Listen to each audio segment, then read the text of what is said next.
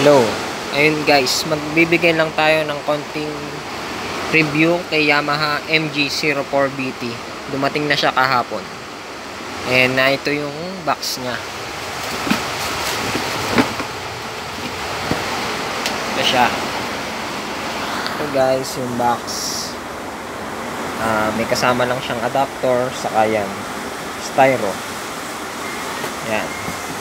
Na-testing ko na rin siya kahapon sa aking gitara at saka sa isang cheater.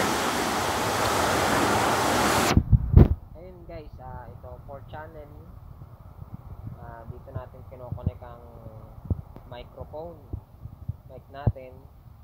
At meron tayong mic na male, pwede rin dito.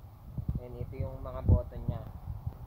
Ito yung fan natin, gain, saka yung mga volume natin. Yan, volume. Dito naman yung sa gitara natin.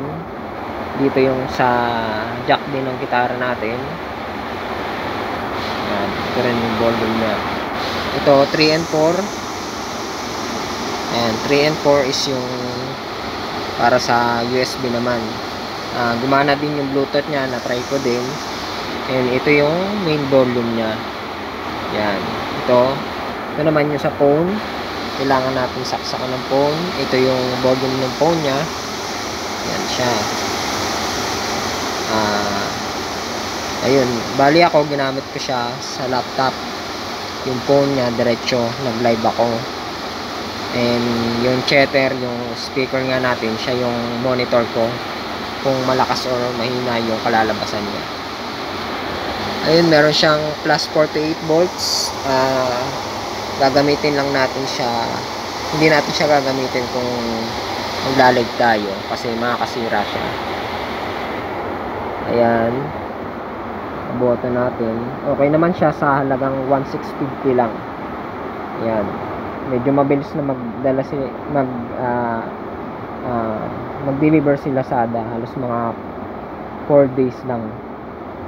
Ayan guys, maganda siya lalo kung sa ampli lang for video, okay, ganyan. May matitimpla natin siya, yung voice natin, effects. Yan, ito matitimpla natin siya na maayos. Ayan. Yan guys, ayan yung setup ko sa ampli, yung cheater ko.